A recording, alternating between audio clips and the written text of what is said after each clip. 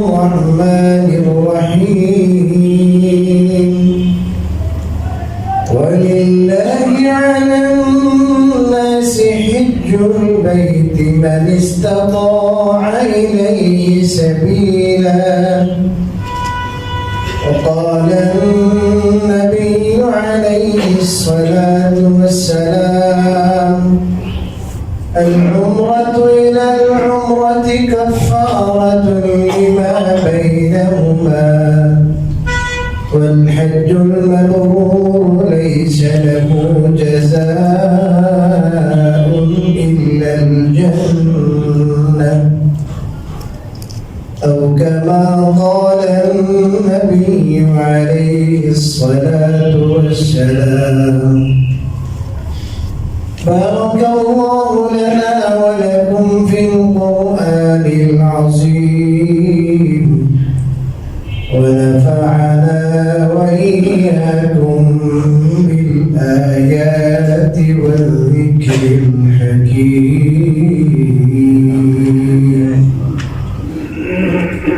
সম্মানিত মুসলিমরা, প্রথমে মহান আল্লাহর দরবারে অসংখ্য অগণিত শুকরিয়া আদায় করছি, যিনি আমাদেরকে সুস্থ রেখেছেন এবং তার ঘরে আসা তার ইবাদতের জন্য কিছু সময় ব্যয় করার জন্য আমাদেরকে তৌফিক দিয়েছেন। আলহামদুলিল্লাহ। গত সপ্তাহে আমি আপনাদের সামনে বর্তমান প্রেক্ষাপট নিয়ে কিছু গুরুত্বপূর্ণ আলোচনা করেছিলাম, যার মাধ্যমে আমাদের কাছে স্পষ্ট হয়েছে যে আমাদেরকে দুনিয়ায় শান্তির সাথে সুখে ইজ্জতের সাথে যদি থাকতে হয় তাইলে আমাদেরকে ইসলাম মানার কোনো বিকল্প। আমাদেরকে আল্লাহ রাব্বুল আলামিন সৃষ্টি করেছেন, এই দুনিয়াও আল্লাহর সৃষ্টি, আকাশ আল্লাহর সৃষ্টি, আমরা আল্লাহর জমিনে থাকি, প্রতিটা মুহূর্ত আমরা আল্লাহ তাআলার নেয়ামত, তার করুণা, তার দয়ার মোহতাজ, তার করুণা ছাড়া, তার দয়া ছাড়া, মেহেরবানি ছাড়া আমরা এক মুহূর্ত বাঁচতে পারব না।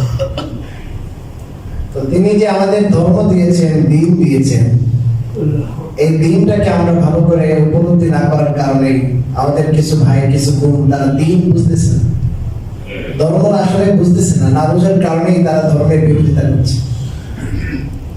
ধর্মকে মানুষ মনে করে প্রগতির পথে বাধা, উন্নতির পথে বাধা হলো ধর্ম। এটা এতদিন পর্যন্ত ব্যক্তি বিশেষ আলোচনার জিনিস ছিল, হয়তো পরিষদে বলেছে, ব্যক্তিগত লেখাতে বলেছে, কিন্তু এইভাবে রাষ্ট্রীয়ভাবে এটাকে সুপারিশ আকারে ধর্মকে প্রগতির বিরুদ্ধে দাঁড় করানো, উন্নতি এবং উন্নয়নের এগেনিস্টে ধর্মকে দাঁড় করানো, এটার কোনো নজির নেই।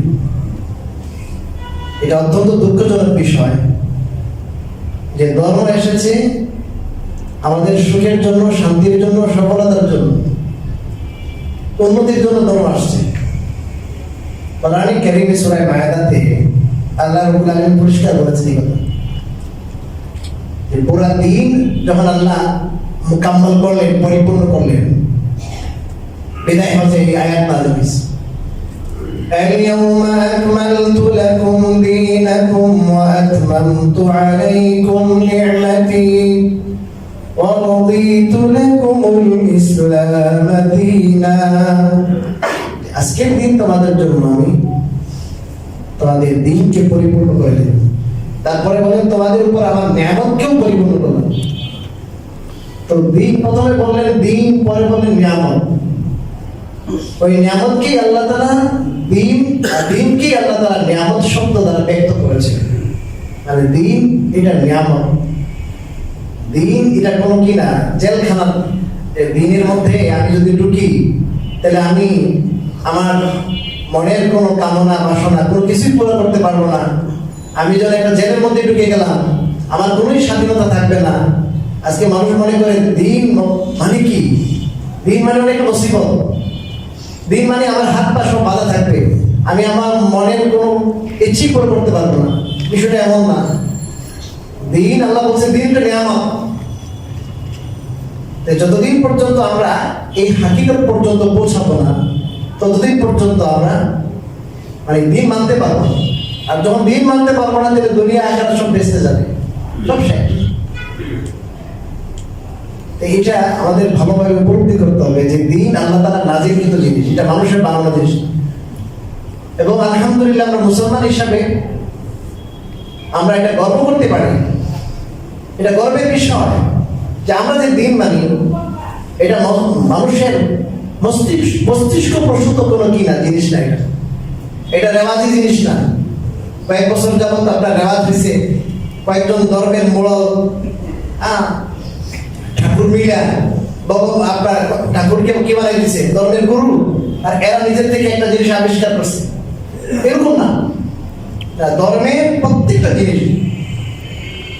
জিনিস আল্লাহর পক্ষ থেকে আসছে, সৃষ্টিকর্তার পক্ষ থেকে আসছে। যিনি আমাদের সৃষ্টি করছেন তিনি আমাদের থেকে আমাদের সুখের বিষয়, শান্তির বিষয়, আমাদের শৃঙ্খলা কোথায়, আমাদের শান্তি কোথায়, আমাদের সফলতা কোথায়, আমাদের ইজ্জত কোথায়, আমাদের থেকে অনেক বেশি জানেন। আপনাকে একটু সামষ্টিক উদাহরণ দিলে সহজে আপনার দেশটা আরো ক্লিয়ার হবে। সেটা হলো আপনার দুনিয়াতে বিভিন্ন জিনিস যেটা মেশিনারি যেটা আবিষ্কার করে, প্রত্যেকে কিন্তু প্রত্যেক কোম্পানি ওটার সাথে কিছু গাইডলাইন দেখি না। সাধারণ থেকে সাধারণ একটা ব্লেন্ডার কিনছে মনে করেন, একটা ব্লেন্ডার ছোট একটা জিনিস, এই ব্লেন্ডার কোম্পানি আপনাকে একটা গাইডলাইন দেবে যেটা আপনি কিভাবে ব্যবহার করবেন, সবকিছু সে গাইডলাইন দিয়ে দিচ্ছে। এটা মোবাইল কিনবেন, ওখানে গাইডলাইন আছে। এটা গাড়ি কিনবেন, গাইডলাইন আছে। ওই গাইডলাইন ফলো করবেন আপনি। কেন? যে ভাই আমি তো এটা ব্যবহার ইউজ না করছি, কিন্তু এটা যে আবিষ্কার করছে সে তো আমার থেকে ভালো জানে, উনি আবিষ্কার করছে। এটা যে আবিষ্কার করছে সে জানে এটাতে ভোল্টেজ কত আছে, কোনটা মানে এটাতে মানাবে, কোনটা মানাবে না, কোনটা হলে কোনটা দিলে এটা নষ্ট হয়ে যাবে, কতক্ষণ এটা ইউজ করতে হবে, কতক্ষণ বন্ধ রাখতে হবে, এটা সব কোন ভোল্টেজ এটাকে রাখতে হবে। এটা যেহেতু কোম্পানি দিয়েছে, এটাকে সবাই মানে, কে বোর্ড করে নাই। কেন? কারণ এটা সৃষ্টিকর্তা ওই কোম্পানি, এটা কোম্পানি এটাকে আবিষ্কার করছে। তো এই সহজ জিনিস যখন আমরা বুঝি, আমাদেরকে আবিষ্কার করলেন কে? আমাদের সৃষ্টিকর্তা কে? বলেন আমাদের সৃষ্টিকর্তা কে? আল্লাহ তাআলা এই পৃথিবীর সেরা জীব এদেরকে বানায় এমনি লাগাম ছাড়া ছেড়ে দিয়েছে, যাও তোমাদের মনে যা ইচ্ছা তাই করো। এটা কি সম্ভব? আপনি দুনিয়ার ছোট থেকে ছোট কোনো জিনিস যখন আপনি আবিষ্কার করেন, আপনি একটা গাইডলাইন দেন নাকি? আর পৃথিবীর সৃষ্টির সেরা জীব, এটা হল পৃথিবীর সৃষ্টির উদ্দেশ্য। এই মানুষ আসবে, আল্লাহর ইবাদত করবে, আল্লাহর দুনিয়া আবাদ করবে। এই মানুষগুলো সৃষ্টি করে আল্লাহ ছেড়ে দিয়েছেন, যাও তোমাদের বিবেকের উপরে ছেড়ে দিলাম, তোমরা মনে যা চাই তাই করো। এটা হবে না, এটা বিবেক বিরুদ্ধ কথা, এটা বিবেক বিরুদ্ধ কথা। এই জন্য ধর্মকে আমরা ইতিবাচক ভাবে দেখতে হবে।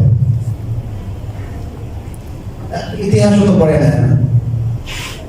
রাসূলুল্লাহ সাল্লাল্লাহু আলাইহি ওয়াসাল্লাম যখন দুনিয়াতে আসছেন তখন ধর্ম ছিল না, সব বাপ দাদা থেকে পাই আসছেন, মনে মনে যা তাই মূর্তি পূজা করে। এমন কোন অপরাধ নাই যে অপরাধ তারা জানতো না, সব অপরাধ করত। জ্যান্ত মেয়েকে মাটির নিচে দাফন করা, চিন্তা করেন মানে মানুষের মানসিকতাটা কোন পর্যায়ে গেছে, কি পর্যন্ত মানবতা শূন্য ছিল মানুষ। জ্যান্ত নিজের কন্যা, ঔরসজাত কন্যাকে জ্যান্ত পুঁতে দিত। ছোট থেকে ছোট একটা জিনিস নিয়ে আপনার বছরের পর বছর, শতাব্দীর পর শতাব্দী ঝগড়া লেগে থাকে। আল্লাহর ঘরে যে আল্লাহর ঘরের সম্মান তারা করতো, কিন্তু আল্লাহর ঘরে তারা উলঙ্গ তো করতো। এই মানুষগুলোকে ধর্ম কি বানাইছে আপনি বলেন? এই মানুষগুলোকে ধর্ম কি বানাইছে?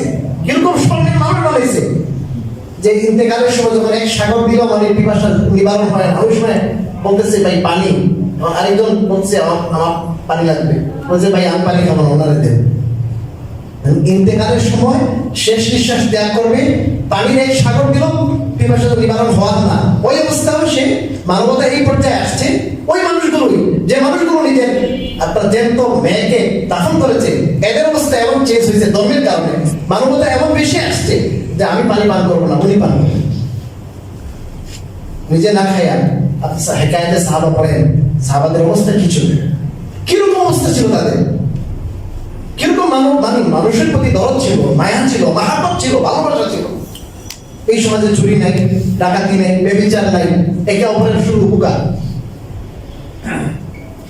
সারাইগ্রাম যেতেন, এক এক এলাকায় যখন বিজয় হতো চলে যেতেন, ভাই আমরা চলে যেতেন, কান্না করতো যে আপনারা থাকেন, আপনারা থাকেন, এতদিন পর্যন্ত আমরা খ্রিস্টানদের আপনার তাদের হুকুমতে আমরা ছিলাম, আপনার অত জুলুম ছিল, আপনারা আসছেন, আমাদের খুব ভালো লাগছে। সাহাবা যেখানে যেতে বলতে কোন মিশন আমাদের মতো হয়ে যাও, এটা দাওয়াত ছিল, এটা দাওয়াত ছিল। ধর্ম রাসূল কারীম সাল্লাল্লাহু আলাইহি আসছেন, নিজের গোত্রের মানুষ এই ধর্ম নেয় না, বিষয়টা বুঝেন। নিজের গোত্রের, নিজের কুরাইশের মানুষ 40 বছর পর্যন্ত যাদের মধ্যে ছিলেন, আল্লাহ চ্যালেঞ্জ করছে কোরআনে, ওয়াকাদ লাবিস্তু ফীকুম উমরান মিন ক্বাবলিহি, এই তোমরা আমাকে মিথ্যাবাদী বলছো, আমি তো তোমাদের মাঝে, আমি আজকে নবুয়তের দাবি করার আগে 40 বছর পর্যন্ত তোমাদের মাঝে ছিলাম, আমি কোনোদিন মিথ্যা বলেছি, আমি কোনোদিন ব্যভিচার করেছি, আমি কোনোদিন খেয়ানত করেছি, আমি কোনোদিন বাটপারি করেছি, কোন কিছুতে আমাকে ধরতে পারবে তোমরা। এখন আমি একটা কথা বললাম তোমাদের উপকারের জন্য, ধর্মের কথা, এখন আমাকে তোমরা মিথ্যাবাদী বলো কেন? তোমরাই তো আমাকে আলামিন উপাধি দেবে। যে যার আপনার নিজের গোষ্ঠীর লোক পর্যন্ত তাকে কি করতে পারেনি, মেনে নিতে পারেনি। ওনার ইন্তেকালের পরে হযরত ওমর রাদিয়াল্লাহু তাআলা, হযরত ওমর রাদিয়াল্লাহু তাআলার জামানায় অর্ধ জাহান, অর্ধ পৃথিবী, এর মধ্যে ইসলামের হুকুমত কায়েম হয়ে গেছে। ওরকম কোনো কি হয় নাই, যুদ্ধ হয় নাই, ওরকম কোনো কাটাকাটি মারামারি ওরকম তেমন কিছু হয় নাই। মানে ইসলামের আদর্শ দেখে ইসলাম মানুষ দেখছে, কম্পেয়ার করছে যে আমরা কেমন, ইসলাম কেমন। আমরা তো একটা জীবজন্তুর জিন্দগিতে আপনার আছি, এত ইসলাম নিয়ে আসছে, বড় সুন্দর, বড় ভালো। যে ধর্মহীন মানুষগুলো যখন ধর্ম দেখছে, এই ধর্মের মধ্যে তারা শান্তি দেখেছে, ধর্মের মধ্যে তারা কামিয়াবি দেখেছে, ধর্মের মধ্যে তারা ইজ্জত দেখেছে। আজকে আল্লাহ তাআলার শুকরিয়া আদায় করার দরকার ছিল। শুকরিয়া, হে আল্লাহ, আপনি আমাদেরকে ধর্ম দিয়েছেন, দিন দিয়েছেন, যে দিনটা আমাদের বানানো না। বহুত ধর্ম আছে, আমি একজন সাধারণ ধর্মের ছাত্র হিসেবে বলতেছি। তুলনামূলক ধর্ম বিশ্লেষণ আমি করি এবং পড়াই। বৌদ্ধইজম আছে, হিন্দু মত আছে, আপনার খ্রিস্টবাদ আছে, হিন্দুত্ববাদ, এগুলো নিয়ে আমরা পড়েছি, পড়াই। এগুলোর মধ্যে ম্যাক্সিমাম দেখবেন যে আল্লাহ কর্তৃক যে নাজিলকৃত, যেটা এটা কম, বেশিরভাগ এরা নিজেরা বাড়াইছে, নিজেরা একটা আবিষ্কার করছে। আল্লাহ তাআলা আমাদের এমন ধর্ম দিচ্ছেন যে ধর্মের এক জ্যাক সব আল্লাহর তরফ থেকে আসছে, এবং এই ধর্মের মধ্যে যে শান্তি আছে এটা প্রমাণিত, ইতিহাস দ্বারা প্রমাণিত, ইতিহাস দ্বারা। এখন কতগুলো যেগুলো মানুষ মাথার মধ্যে আপনার ইউরোপের সংস্কৃতি, আমেরিকা, ইউরোপ, ফ্রান্স, জার্মানি, ওই সংস্কৃতি যাদের বাধা, যারা ওই সংস্কৃতিতে বড় হয়েছে, তারা দেখতেছে যে ইসলাম মানলে তো স্বাধীন হওয়া যায় না, স্বাধীনতা লাভ করা যায় না। এরা নারী এবং পুরুষকে, এরা চিন্তা করতে নারী পুরুষ এদের সমান অধিকার, সমান অধিকার নিশ্চিত করতে হবে। সমান অধিকার নিশ্চিত করতে হবে, প্রথমে এগুলো বাধা হলো আপনার কোরআন, দ্বীন, ইসলাম। তো বলছে এবার পরিষ্কার এই কথা বলে ফেলছে যে এই নারীদের উন্নয়নে এবং নারীদের আপনার প্রগতির পথে বাধা হলো এই ধর্মীয় অনুশাসন, এই কথা বলে ফেলছে। নাউযুবিল্লাহ। নারীদের সৃষ্টিকর্তা যিনি, ইনি বললেন, নারীদের একটা ক্যাটালগ দিলেন, গাইডলাইন দিলেন, গাইডলাইন। এটাকে তারা কি করতেছে, মানতেছে না, বলতেছে না এটা তো নারীর উন্নয়ন এবং নারীর প্রগতির বিরুদ্ধে, এখন ধর্মীয় অনুশাসন বাদ করতে হবে। এবং গতকালকে এরা ক্লিয়ার করছে, কোনো দুঃখ প্রকাশ এখনো করে নাই, ক্লিয়ার করছে এটা যে ধর্ম একটা পবিত্র জিনিস, এটা ব্যক্তিগত পর্যায়ে রাখেন, এটাকে রাজনৈতিক পর্যায়ে, রাষ্ট্রীয় পর্যায়ে আনা যাবে না। নাউযুবিল্লাহ। এটা কি তিনি ব্যক্তিগত পর্যায়ে জিনিসটা কি? আরে ধর্ম সম্পর্কে কোনো এনিমি নাই। ধর্ম তো মানুষের ব্যক্তিগত পর্যায়ে থেকে নিয়ে তার পরিবার, সমাজ, দেশ, রাষ্ট্র, আন্তর্জাতিক অঙ্গন পর্যন্ত ধর্মের বিধান আছে। ইসলামী রাজনীতি বা ধর্ম নিয়ে রাজনীতি পাওয়া যাবে না, এটা বন্ধ করার সুপারিশ করেছে না। এটা কি একটা মানুষ, সে ধার্মিক মানুষ, সে ধর্মীয় রাজনীতি করবে, এটা তো তার স্বাধীনতাকে আপনি কি করছেন, খর্ব করছেন। কোরআন কারীমে আল্লাহ রাব্বুল আলামিন 2 পৃষ্ঠার মধ্যে কয়েকবারই কথা বলছেন। ومن لم يحكم بما أنزل الله فأولئك هم الكافرون ومن لم يحكم بما أنزل الله فأولئك هم الظالمون ومن لم يحكم بما أنزل الله فأولئك هم الفاسقون কোরআন দিয়ে বলতেছে যারা রাষ্ট্রীয় ক্ষমতা থাকবে এবং রাষ্ট্র চালাইবে না, আল্লাহর ফায়সালায় আল্লাহর বিধানে রাষ্ট্র পরিচালনা করবে না, আল্লাহ যেটা নাজিল করছেন সেটা আল্লাহর নাজিল করা সংবিধানকে ছুড়ে নিজের বানানো সংবিধান, আল্লাহর একটা সংবিধান দিলেন, আল্লাহ একটা আইন দিলেন, আল্লাহ একটা ফয়সালা দিলেন, সেই ফয়সালাকে নামাই না, এই ফয়সালার স্থলে ভিন্ন ফয়সালা যদি কেউ করে আল্লাহ বললেন তারা কাফের, আল্লাহ বলেছেন তারা জালেম, আল্লাহ বলেছেন তারা ফাসিক। কি বুঝলেন? তাহলে আপনি রাষ্ট্র চালাইবেন, আপনি কোনো ফয়সালা করবেন, এই ফয়সালা হইতে হবে আল্লাহর নাজিলকৃত বিধান অনুযায়ী। যদি কেউ না মানে যে আমি মানতে পারবো না এটা, তাহলে আল্লাহ বলছেন তার ঈমান নাই, সে কাফের। আমি ফতোয়া দিচ্ছি না, আল্লাহ নিজেই ফতোয়া কোরআনে দিয়ে দিয়েছে, আমার উপরে নিবেন না, কোরআনে এক করে শুনে দিচ্ছে। এই ক্লিয়ার করেন আপনি মুসলমান কিনা, যারা আলোচনা সমালোচনা করছেন এটা বলেন এই পাশ ওই পাশ, আমি মুসলমান না আমি কাফের। আপনি যদি কাফের হন, আপনি দিন মানেন না, ইসলাম মানেন না, কোনো কথা নেই। এক পাশে আপনি বলবেন না মুসলমান আপনার, আমি মুসলমান ব্যক্তিগত পর্যায়ে আমি ইসলামকে রেসপেক্ট করি, পবিত্র জিনিস ইসলামকে বলে, আবার বলে এই ইসলাম মানুষের কি করছে, অধিকার খর্ব করছে, নারীর আপনার উন্নয়নের পথে প্রগতির পথে বাধা। গত সপ্তাহে বিষয়গুলো আরো ক্লিয়ার করেছি। একটা কথা আপনাদেরকে আমি একটা উদাহরণ দিচ্ছি। মনে করেন এই মসজিদে আল্লাহ না করুক, আল্লাহ না করুক, সাপোজ একটা উদাহরণ, রাত্রে 2টা বাজে কোনো চোর আসছে, সবগুলো এসি চুরি করতেছে। এখন মসজিদ সাহেবটা কি করছে, কয়েকটা মানুষকে জানাইছে যে ভাই মসজিদে এসি চুরি করতেছে, আপনারা আসেন। কথা বুঝিয়ে এখন কয়েকটা লোক চুরি করুক না, এদের অধিকার আছে, এরা চুরি করলে কোনো সমস্যা নেই, এটা তাদের অধিকার, এদের এটাকে চুরি করা যাবে না, এদের কি করবে, এদের চুরি করতে দেন, সমস্যা নেই।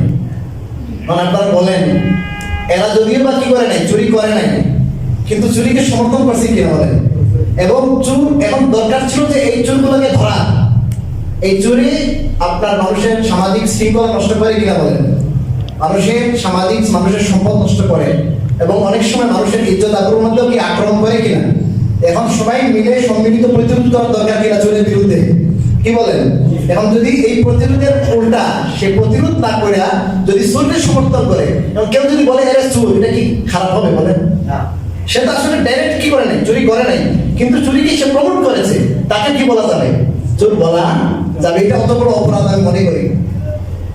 এখন কেউ যদি মনে করেন বলতেছে যে স্ত্রী, এই স্ত্রী তার স্বামীর সাথে যে তার রিলেশন যেটা শারীরিক, এটা তার ঐচ্ছিক ব্যাপার, সে যদি এটাতে রাজি না হয়, তাকে জোর করলে এটা দর্শন হবে। কি হবে বলছে? এটা দর্শন। ইসলাম কি বলেছে? ইসলাম বলেছে স্বামী যদি তাকে ডাকে, সে যদি আপনার রুটি পাকাইতেছে, যে তন্দুরের রুটির মেশিন আছে না তন্দুরের, ওটা ওই অবস্থায় যদি থাকে, রুটি জ্বলে পুড়ে যায়, স্বামীর ডাকে সাড়া দিতে হবে, এটা বলছে ইসলাম। সে যদি শারীরিকভাবে সুস্থ থাকে, অসুবিধা নাই, তাহলে সে এমন খুব এমার্জেন্সি কোনো কাজে আছে, ওই সময় যদি স্বামী তাকে ডাকে, ইসলাম হচ্ছে সে আসতে হবে, তার জন্য ফরজ স্বামীর ডাকে কি দেওয়া, সাড়া দেওয়া। ইসলাম মানুষের মন, মানুষ পবিত্র পরিচ্ছন্ন রাখতে চায়, সে কি করবে না, অপবিত্র থাকবে না, তার এটা আপনার যৌবিক চাহিদা জাগ্রত হয়েছে, সেই চাহিদা পুরা করার ওয়েদার আছে, আল্লাহ তাকে কি দিয়েছেন, সুযোগ দিয়েছেন, তুমি আসবে। এখন সে বলতেছে না, এটা দর্শন। এখন যখন আপনার কোন স্বামী দেখেন, খেয়াল করেন এরা কতটুকু পর্যন্ত করছে, এখন স্বামী স্ত্রী তখন কি করবে, এটাতে রাজি হবে না, কারণ তার তো চাহিদা আছে। এবং বলতেছে যে যারা আপনার পতিতালয় আছে, পতিতাবৃত্তি করে, এদেরকে পতিতা বলা যাবে না, এরা হলো শ্রমিক, এটাকে বৈধতা দিতে হবে। তাহলে স্বামীরা যাবে কোথায়? স্বামীরা চলে যাবে কোথায়? পতিতালয়। এবং ওইটাকে তারা কিন্তু বিকল্প হিসেবে নিচ্ছে, কথা বুঝছেন? এইটাকে তারা বৈধ, যেটা ওই বৈধ জিনিসকে দর্শনের নাম দিয়েছে, এটাকে দর্শন বলবে। আর ওইদিকে তারা বলছে যেটা অবৈধ, ওই অবৈধ পথে যাবে। তখন অবৈধ যেটা হারাম, যেটা দ্বারা মানুষের লাজ শরম লজ্জা কিছুই থাকবে না, এদিকে গেলে আপনি 2-4 দিন আলোচনা করতে হবে যে এটার খারাপের দিক, এটার মধ্যে কি কি আপনার খারাপই আছে, এগুলো যদি আলোচনা করি আর কয়েকজন আলাদা, তাহলে এখন এগেনিস্টে কি করবো? বা এদেরকে কি শ্রমিকের ইয়ে দিতে হবে, মান দিতে হবে। এরা শ্রমিক, এবার আপনার 5 স্টার হোটেল করবে এই পতিতালয়ে, এরা তখন আর কোনো ভার্সিটি কলেজ, এই মেয়েরা যাবে, সবাই যাবে, কোনো সমস্যা নাই। এটা তো হালাল, এটা তো আপনার রাষ্ট্রীয় কোনো অপরাধ নাই, এটা কোনো অপরাধ নাই, এটা নট মাইন্ড। এখানে গেলে আমার ইচ্ছা, এখানে না গেলেও আমার ইচ্ছা, ওখানে গেলে আমাকে পুলিশে কিছু বলতে পারবে না, আমার মা বাবা কিছু বলতে পারবে না। তখন প্রতিটা ব্যক্তির লাইনটাকে কি করবো, তার খুলে দিল। এবং এটাকে রাষ্ট্রীয়ভাবে কোনো দোষ বলা যাবে না, অপরাধ করা যাবে না, পুলিশ অ্যাকশন করতে পারবে না। আর যেটা হালাল ছিল ওটার মধ্যে তারা বাধার সৃষ্টি করলো, বা এটা দর্শন হবে। আপনি চিন্তা করেন কোথায় তারা হাত দিয়েছে, কোথায়? এরা বেশ্যার বৃত্তিকে প্রমোট করেছে, এদের পক্ষে কথা বলেছে, এদেরকে বলছে শ্রমিক বলতে। এটা একটা শ্রম, ওইটা বৈধতা, তারা ওইটা বৈধতা দেওয়ার জন্য বলছে। তারা যদি এটা ডাইরেক্ট এটার সাথে অঙ্গার জড়িত নাও হয়, এটার পক্ষে কথা বলেছে। হ্যাঁ, আমি এরপরও বলবো, আমি ইসলামী যারা দায়ী, যারা কথা বলবেন, তারা সংযত কথা বলে ভালো, সুন্দর কথা বলে ভালো, সবাই কথাটা নিতে পারবে। কিন্তু কেউ যদি বলে ফেলে এর বিরুদ্ধে এভাবে অগ্নিশর্মা হয়ে যাওয়া, আপনি হারামজাদা বলবেন, এটা কোনো অপরাধ না। আপনি হারামজাদা বলে কোনো অপরাধ না।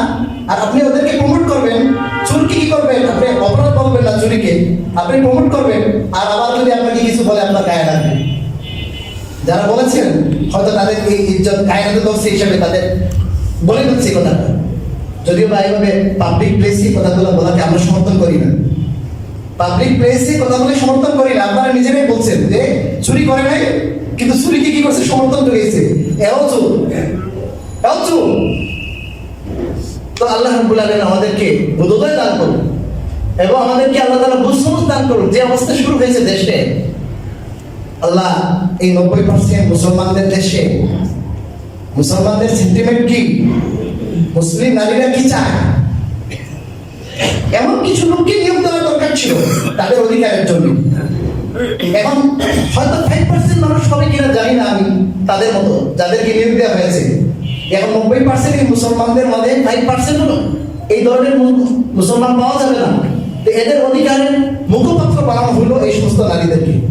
এদের ইতিহাস আমি ঘাটাঘাটি করে দেখেছি, বেশিরভাগ হলো সেকুলার নাস্তিক, ওরা মুসলমান না।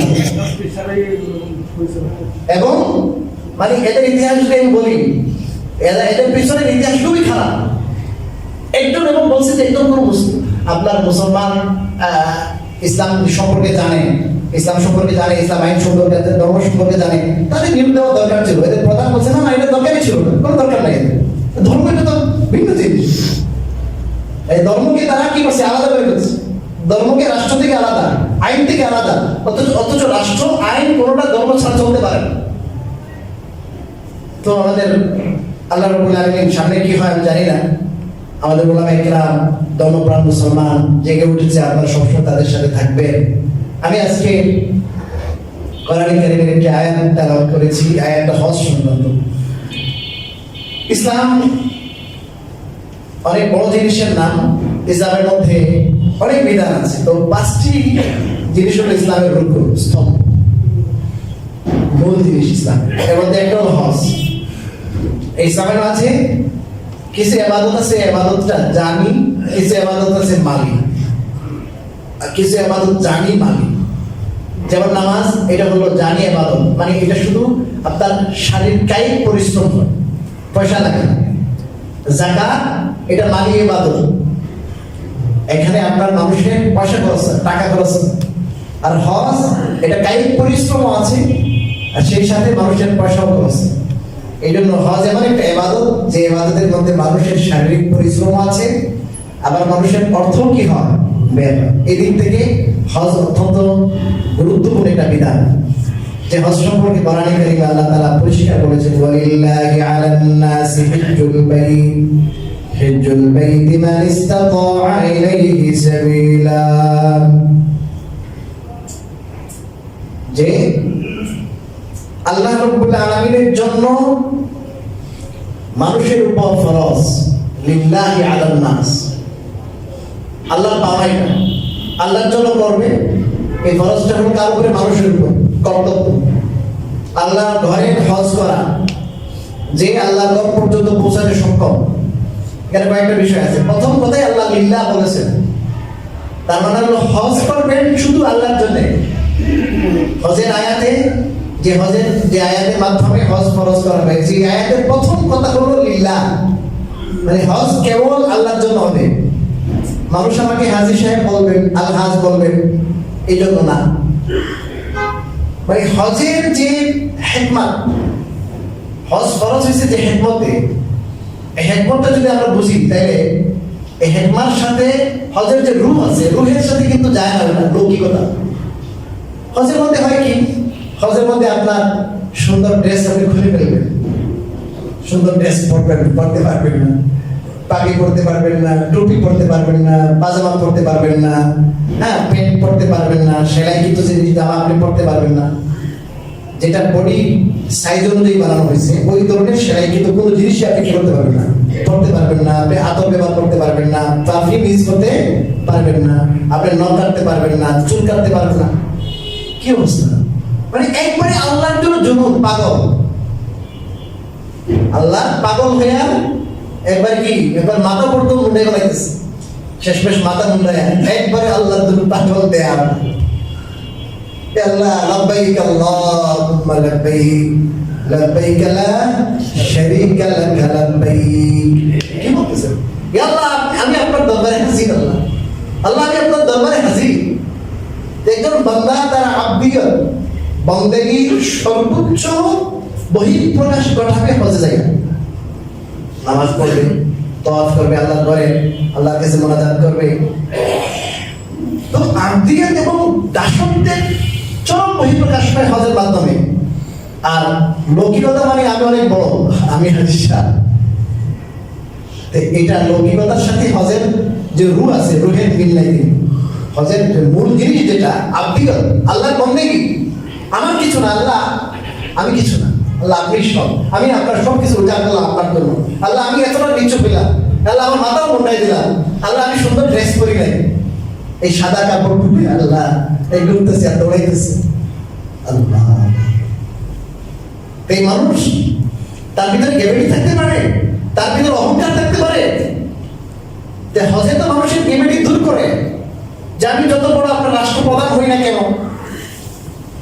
যত বড় আমার পয়সাওয়ালা হই, যত বড় আলেম হই, যত বড় রেলের অফিসার হই, সব এক কাতারে। সব কি এক কাতারে, আপনার জন্য আলাদা জায়গা নেই, এক কাতারে সবাই। সব আমিত্বকে ধূলিসাৎ করে, বিলীন করে আল্লাহর সামনে হাজিরা দেওয়া। আর আমি হাজির সাহেব, আমি আল্লাহ হাজ, তাহলে তো আমিত্ব থাকবো। আমিত্ব, আমিত্বকে খতম করার জিনিস হলো হজ। এই জন্য আল্লাহ বলেন হজ হবে কার জন্য? শুধু আল্লাহ, আল্লাহর পাওয়া।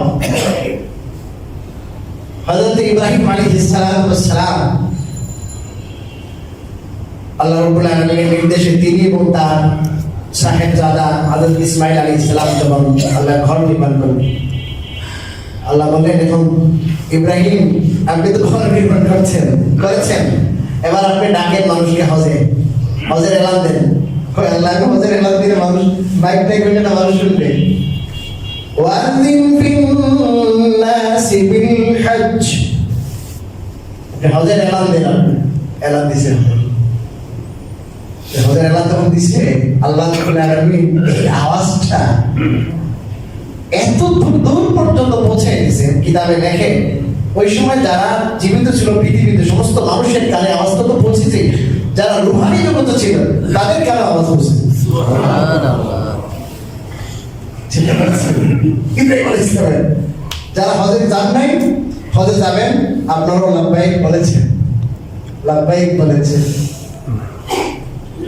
ইব্রাহিম আলাইহিস সালামের মধ্যে যে ইশক, তার অন্তরে যে আল্লাহর মহব্বত, আল্লাহর ভালোবাসা, আল্লাহর দেওয়ানা ছিলেন, সেই দেওয়ানে কি সেই ভালোবাসার কিছু বহিঃপ্রকাশন হজের মতো আল্লাহর জন্য সবকিছু ছেড়ে দিচ্ছে, নিবেদিত প্রাণ।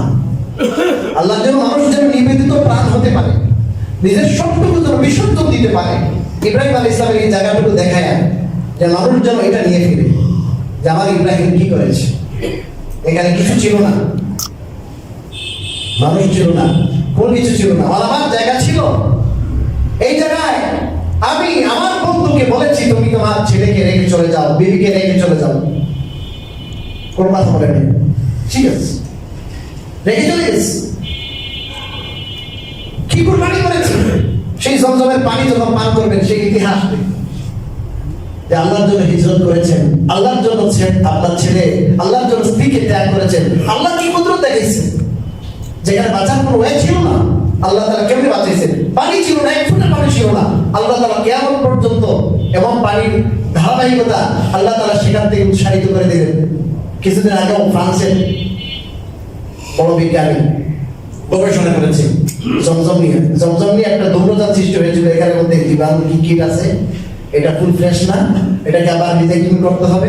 পরে ওই গবেষণা হয়েছে, উনি কয়েক বছর গবেষণা করে 2 খণ্ডে ইংরেজি বই লিখেছে এবং পৃথিবীর সবচেয়ে বিশুদ্ধ এবং সবচেয়ে বেশি ভিটামিন মিনারেলস যে পানিতে আছে, উনি বলছে ওই পানিটা হলো জমজমের পানি।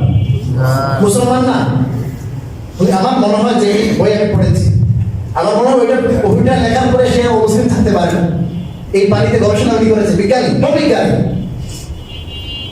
তো আল্লাহর হুকুম যখন মানুষ মানে, মানুষ যখন তার খায় স্বাদ, মানুষ যখন তার চাওয়া পাওয়া, মানুষ যখন তার ইচ্ছে, এটাকে যখন আল্লাহর সামনে মানুষ যখন কুরবান করে, আল্লাহ তাআলা বিনিময় কি দান করে এটা দেখার জিনিস হলো হজে। আমার চাওয়া, আমার পাওয়া, আমার কামনা, আমার রিপু, আমার বাসনা, এই সব কিছুকে আল্লাহর সামনে, আল্লাহর হুকুমের সামনে বিসর্জন দেওয়া, ওইটা শিখতে হবে হজ থেকে।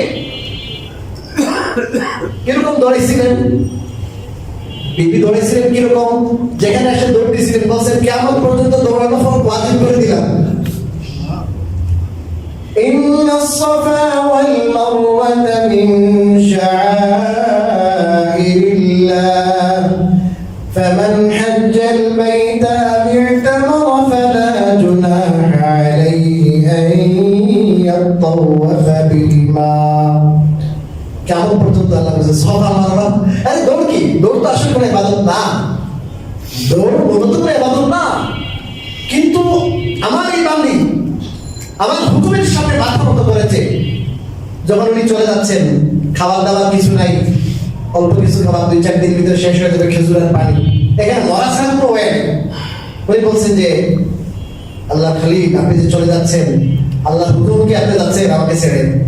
উনি কিন্তু ওইদিকে ফিরে নাই, তাকায়ও নাই, ওইদিকে আপনার মাথা, উনি এরকম শুধু হা বলছেন, ঠিক আছে, হ্যাঁ আল্লাহ হুকুমে দিতেছি। তখন উনি বলছেন তাই আর কোনো চিন্তা নাই, যেহেতু আপনি আল্লাহর হুকুমে আমাদেরকে এই জায়গায় রেখে যাচ্ছেন, আল্লাহ আমাদেরকে বরবাদ করবেন না, আল্লাহ রাব্বুল আলামিন আমাদেরকে এরকম মারবেন না, না খাওয়াই মারবেন না, নষ্ট করবেন না আল্লাহ তাআলা। ওই সব বলছে ওই কথা, ওই যে বলতে আপনি কই চলে যেতেছেন, আমাকে নিয়ে যান, মারার জন্য রেখে দিতেছেন। আল্লাহর হুকুমের সামনে উনি নথি স্বীকার করছেন যে আল্লাহ তাআলার হুকুম ছাড়া কিছু হবে না, আল্লাহর যেহেতু হুকুম আর থাকবে। আর এই আল্লাহ বান্দী, তার এই শিশু, এটাকে পানি পান করাইবেন, এই জন্য এইভাবে দৌড়াইতেছে। আল্লাহ তাআলা এত ভালো লাগছে, তো কিয়ামত পর্যন্ত তোমরা এই হাজেরার মতো কি করো, দৌড়ো।